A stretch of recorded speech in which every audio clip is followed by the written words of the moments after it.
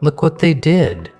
They sat down with the story, your story, the one you were in from the beginning, the one you helped build scene by scene, the one that had your fingerprints on every chapter even when your name wasn't in the credits. Sat down with it, and they took out a pen and they drew a line to you. Not a violent line, a quiet one. The kind of eraser that doesn't announce itself. The kind that happens in small rooms with soft voices and careful phrasing. They didn't say we're removing her. They said something about restructuring. They said something about moving forward. They said something about how the story needs to evolve, which is what people say when what they mean is the story needs to not include you anymore, and we'd like to make that sound like progress. So they drew the line and they moved on to the next chapter and the next, and for a while the story held. For a while nobody noticed the seam. For a while the people inside it kept telling themselves it was the same story, just newer, just cleaner, just updated. They told the new people a version that didn't include you. They told it well. They told it with confidence. They told it the way you tell a story you've practiced enough times that you've almost forgotten the original almost, because something started happening. Something quiet and then louder. Something that started as a feeling and became a pattern and became undeniable. The story started losing its logic. Not dramatically, not all at once. A plot line that didn't connect. A motivation that didn't make sense. A character who made a choice that had no origin, no foundation, no prior scene to explain why they would do that. Because the prior scene had you in it, and they'd removed the scene when they removed you. And they tried to fill the gap. Of course they did. They patched and revised and added new details and introduced new characters and kept moving forward the way you move forward when you're trying to outrun the feeling that something is missing. They kept telling the story faster and louder and with more confidence. And the more confidence they performed, the more the holes showed, because holes don't close under pressure, holes open. And the faster you run past them, the wider they get behind you. The story stopped making sense without you. Let me tell you specifically how, because this isn't a metaphor. This is mechanics. This is how narrative actually works and why Eraser always fails. Not philosophically, but structurally. The way a building fails when you remove the wrong load-bearing wall. It doesn't announce the failure, it just starts to lean. Here's what you were in the story. You were not a supporting character? That's the misunderstanding they built the Eraser on. They thought you were supplementary. They thought your role was atmospheric, that you provided warmth or texture, or the kind of background presence that makes a scene feel inhabited but isn't essential to the plot. They thought the story ran on its visible architecture and that you were decoration on the walls. You were the wall. You were the person who remembered. In every group, in every family, in every organization, in every friendship that spans years, there is one person who remembers. Not the official history, the actual one. The one that includes the version of events that's inconvenient for the current narrative. The one that includes the compromise that was made and then pretended didn't happen. The one that includes the things someone said in 2018 that contradicts what they're saying now. The one that includes who was actually in the room when the decision was made, and what the decision was based on, and what it cost, and who paid it. You were that person, you were the archive. And they removed the archive and kept the building. And now the building can't answer basic questions about its own foundation. You're killing me here, man.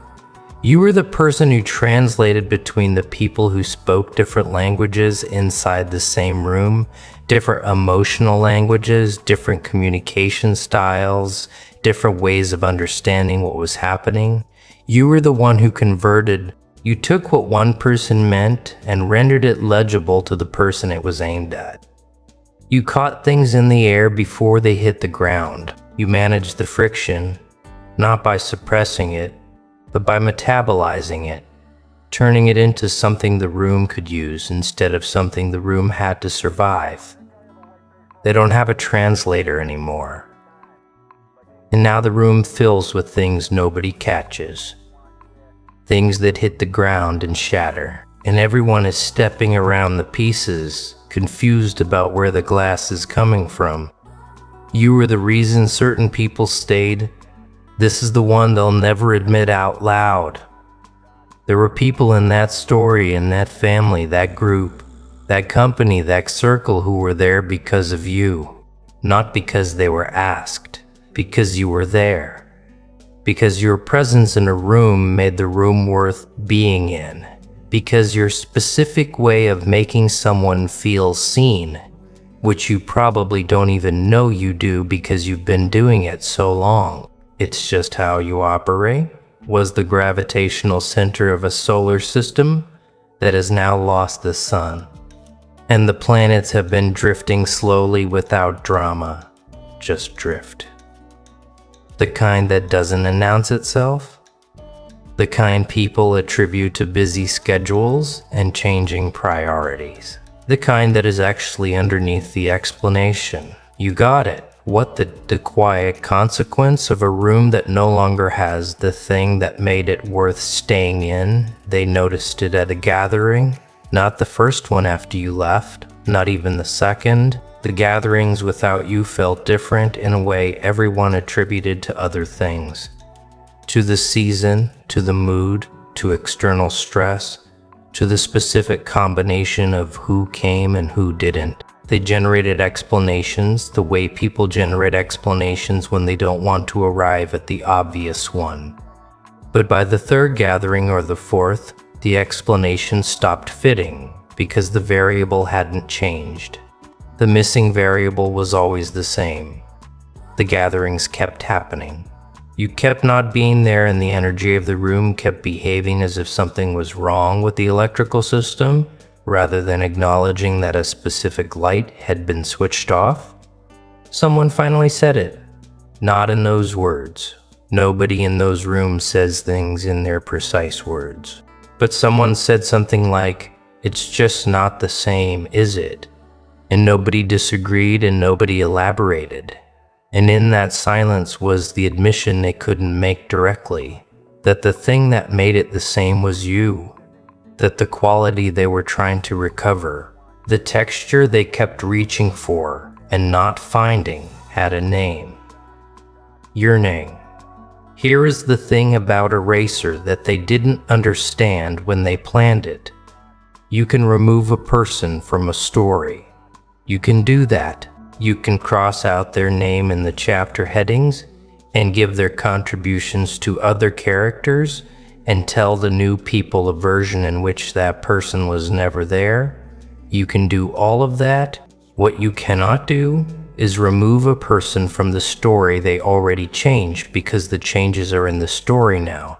The effect of a person is not in their presence. It's in everything their presence altered.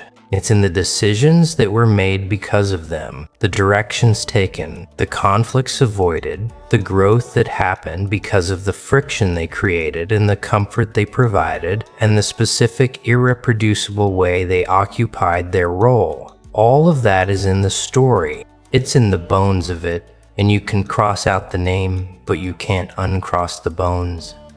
They tried to give your lines to someone else. That's the part that's almost funny. They found someone.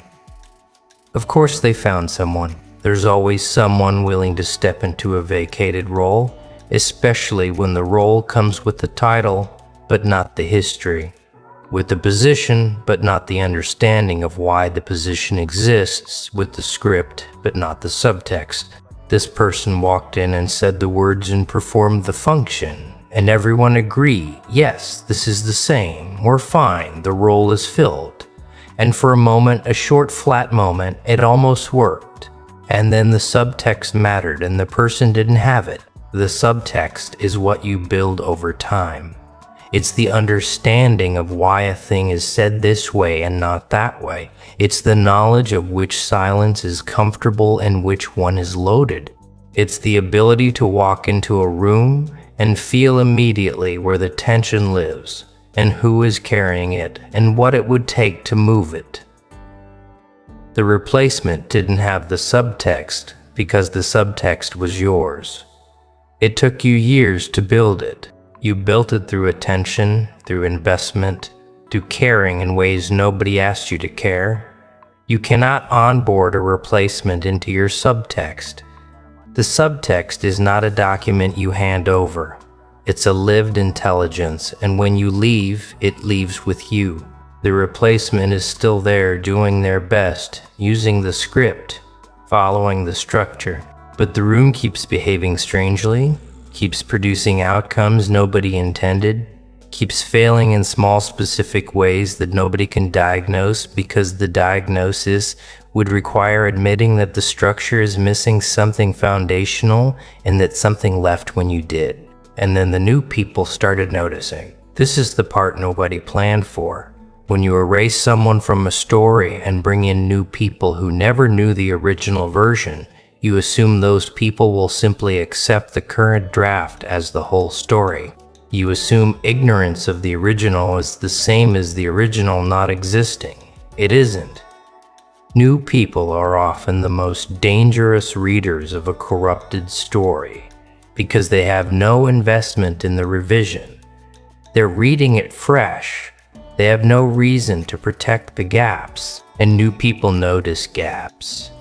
The new person in the role asked a question about how something worked, not a probing question, an innocent one, just trying to understand the context for a decision, the history of an approach, the origin of a dynamic they'd inherited without explanation, and nobody could answer.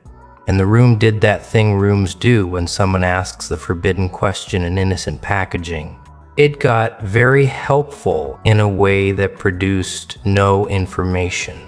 Everyone pitched in, everyone added something, and the new person received a large volume of words that collectively failed to explain the thing they were asking about, because the explanation had you in it. The real explanation, the actual origin, the true account of why the thing worked that way and who built it that way and what they were thinking when they built it, which was you, and what you were responding to and why it mattered and how it connected to 6 other things that also needed explaining.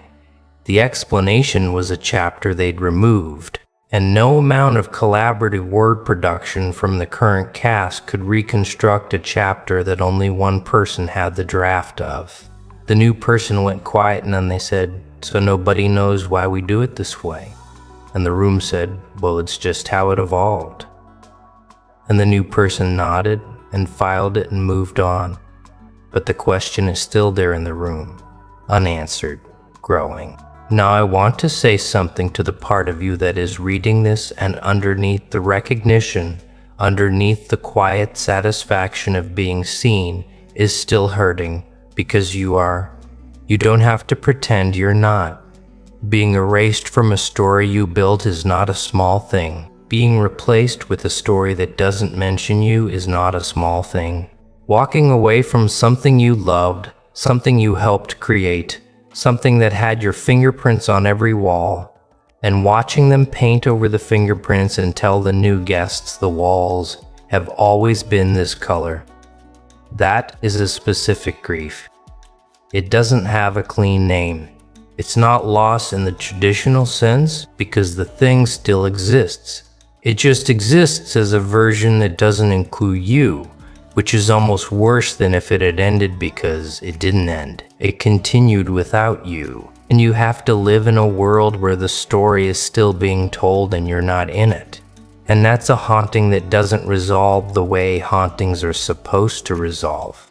But here is what the haunting means. Here is the thing underneath the hurt that the hurt is sitting on top of. You mattered enough to erase. Let me say that again because I need you to hear it. They didn't erase you because you were irrelevant.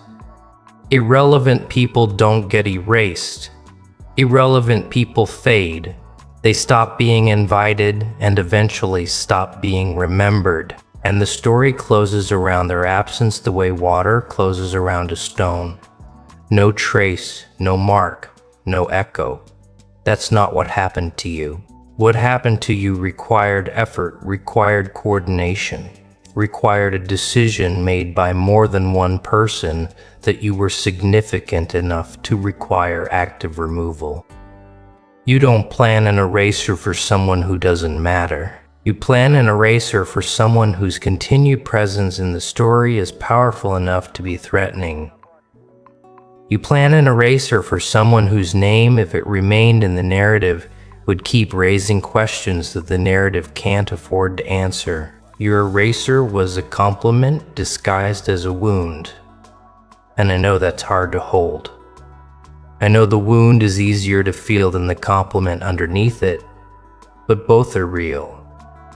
And the compliment is this: you are the load-bearing wall. You still are. The building is leaning. They don't know how to fix it because they don't know what they removed, which is the most elegant justice in this whole story. They can't repair the damage because repairing the damage would require acknowledging what caused it. They'd have to say your name. They'd have to say your role. They'd have to say in front of everyone they've been maintaining the fiction for, that the version they've been telling is incomplete, that the story has an author they didn't credit, that the foundation they're standing on was poured by someone they've been pretending wasn't there. They won't do it. Not yet. Maybe not ever. Some buildings lean for a long time before they fall. And some of the people inside them keep telling themselves the lean is architectural, normal, fine. You're not brave. A feature, not a fault. But the story knows. Stories always know. Stories have a structural memory that survives the editorial process. You can revise a draft 100 times, and the original draft still exists in the rhythm of the sentences, in the logic of the plot, in the specific weight of a scene that was written for someone who isn't in it anymore and can never quite land right for the person they put there instead. The story knows what it was written around. The story knows who the load-bearing wall was. And every time someone new reads it and something doesn't quite add up, every time someone asks a question the current version can't answer, every time the logic stalls or the motivation rings false or the scene lands wrong, that's the story remembering. That's the original draft insisting on its own existence. Better brave, you are the original draft. They published a revision. The revision is out in the world, it's performing. People are reading it. Some of them don't know there was an original. Some of them sense that something is slightly off but can't locate the source. Some of them, the sharp ones, the ones who pay attention the way you pay attention, will eventually pull the thread that unravels the revision. They'll ask a question the revision can't survive. And the answer to that question will have your name in it. It always does. That's the thing about being load-bearing. You don't stop holding weight when you leave. The weight just becomes visible because the wall is gone and the ceiling is where the wall used to be. So go live your life now. The full version, the unrevised one, the one that has your name in the chapter headings and your fingerprints on the walls and your subtext running under every conversation because you built this version with full access to who you actually are. Go write the story they tried to edit you out of. Not the same story, not the sequel, but the original, the real one. The one where the load-bearing wall is also the main character. The one where your presence is not something that has to be managed or minimized or strategically removed. The one where you take up exactly as much space as you were always supposed to take up, which is all of it, which is the whole room, which is the part they knew all along and tried to fix by making you smaller and discovered too late that making you smaller didn't make them bigger. It just made the story worse. And the story is worse. And they know it. And somewhere in a room that used to have you in it, the logic keeps failing and a scene keeps not landing, and someone keeps asking a question that the current version can't answer, and the answer is you. It always was. It always will be.